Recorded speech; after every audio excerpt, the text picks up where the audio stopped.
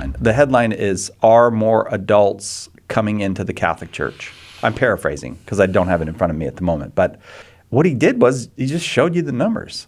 I'll give you an example. Like he just puts Archdiocese of Baltimore. 778 people came into the church, 669 last year.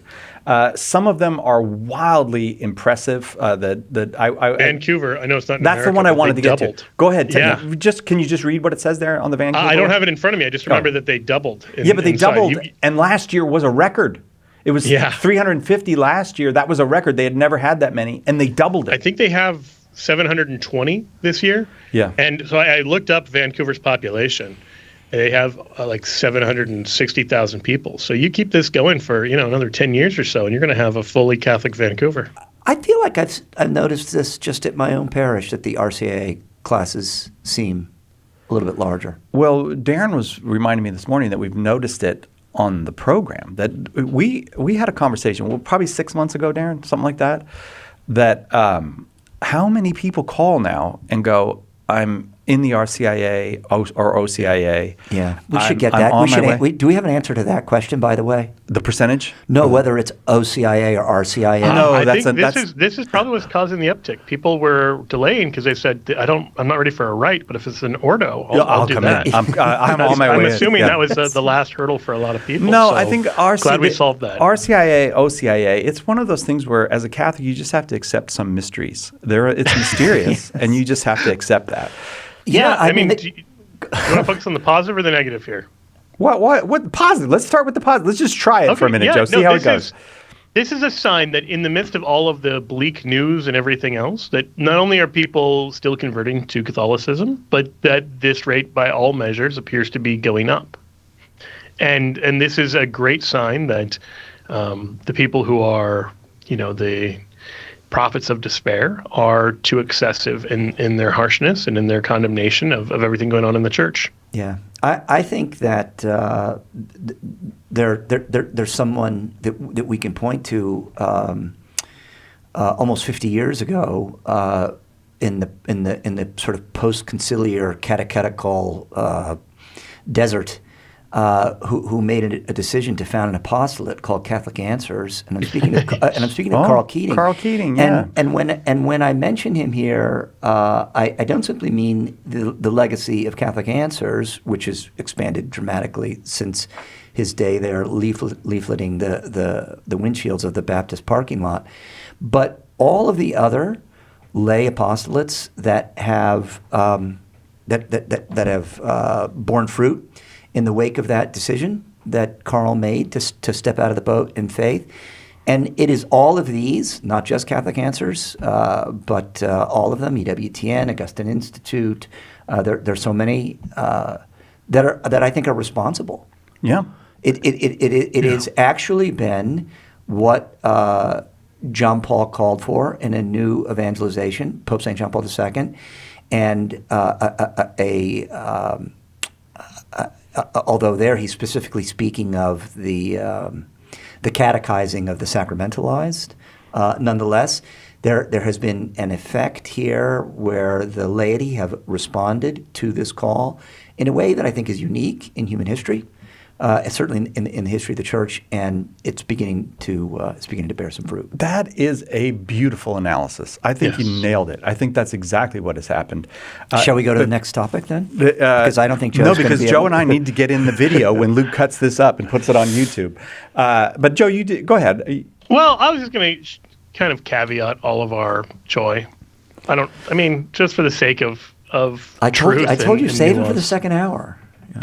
Second hour is going to be negative hour today. We want to hold two things together.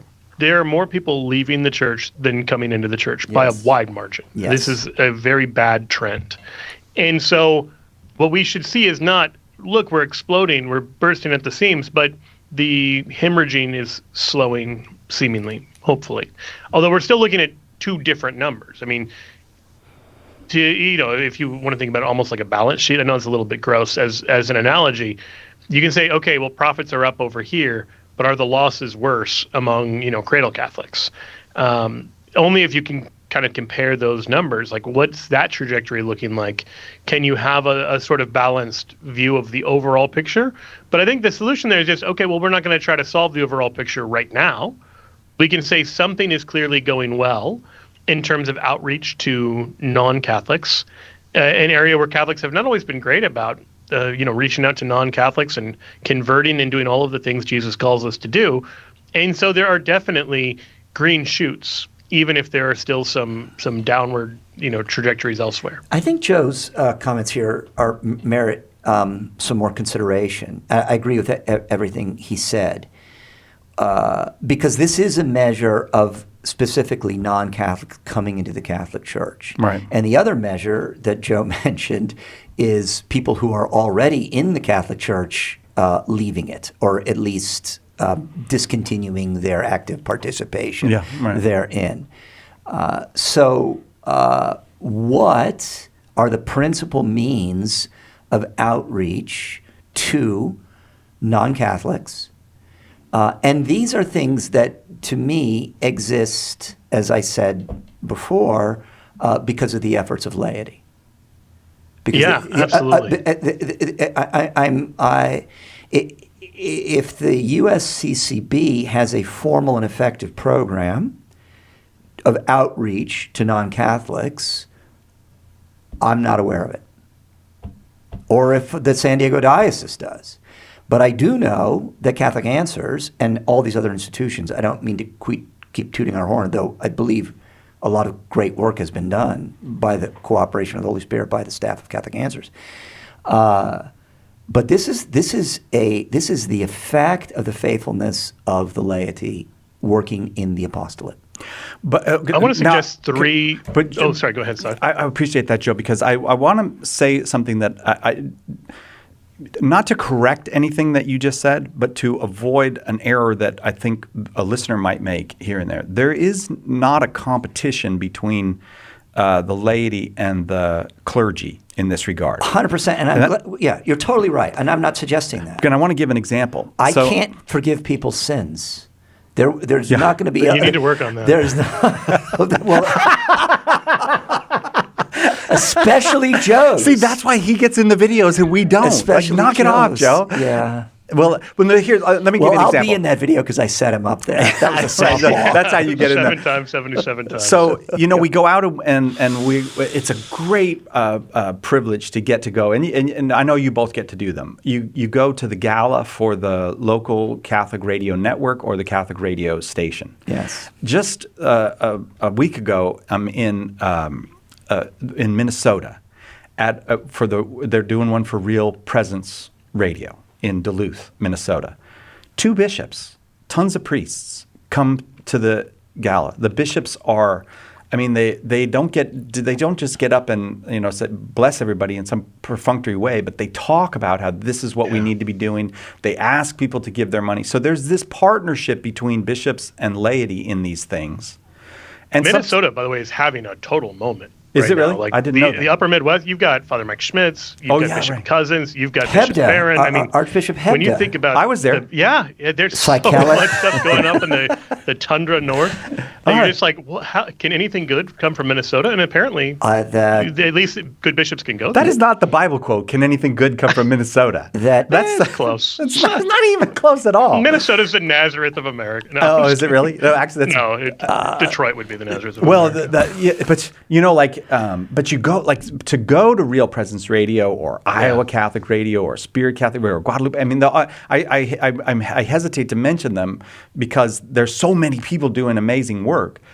There is a fired up community of people who's all they're trying to do is share the good news with other people. Like there's no ulterior motives. This is the church in action. This is what the Second Vatican Council called for. This is what's his name? Oh yeah, the Messiah, the Lord and Messiah. Yes. What did he say when he said, go and make disciples of all the nations? Go ahead, Joe.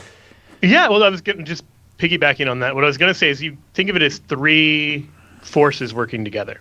You have this role of the clergy, the bishops and the priests, but they have a duty to take care of the already Catholic. And as a result, this occupies, and I think even appropriately occupies, a lion's share of what a diocesan bishop or priest is doing.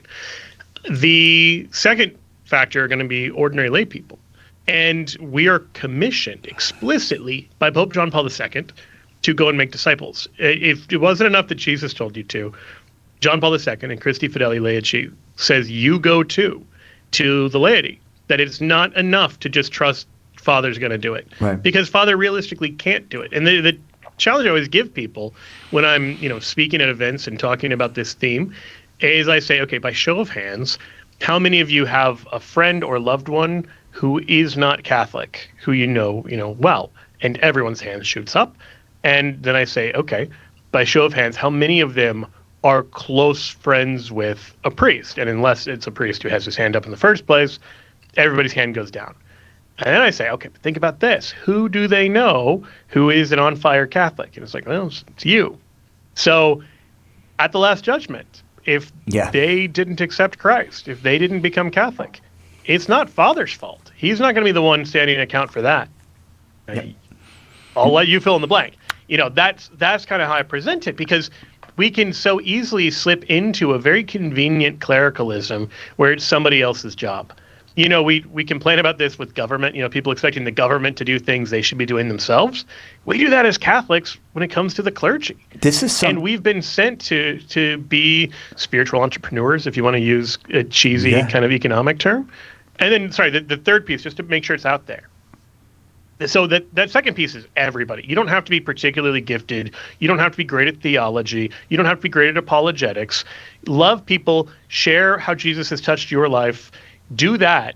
That's going to be 90% of the hard work. There is nevertheless a role for that last 10% where people might have really hard questions. And that is where a handful of people, some priests, but mostly laity, have been called to do apologetics and do the kind of the hard question answering. Don't mistake that for the first 90%, because it's not. But this can be an important role in removing certain intellectual obstacles that keep people from saying yes when they should be saying yes. That's what we do at Catholic Answers. That's what other workers in the vineyard do in that regard. But we should see all these pieces as in harmony one with another. Right. Yeah. Amen. Yeah. This is something that Carl Keating used to say all the time. The age, he would say, the bells of St. Mary age is over. The age of go ask Father, that is over. Yeah. It's not returning in our lifetime. And thanks be to God. I mean, of course, definitely we want, I have to clarify, we want more vocations, right? Yeah. We want more vocations to the priesthood and the religious life. But at long last in the history of the church, the laity are bringing souls to Christ. Right. And doing it like they're not... they're doing exactly what they were called by the bishops to do at the last great council. And we'll talk more about where the success is coming from. Flannel Panel continues right after this.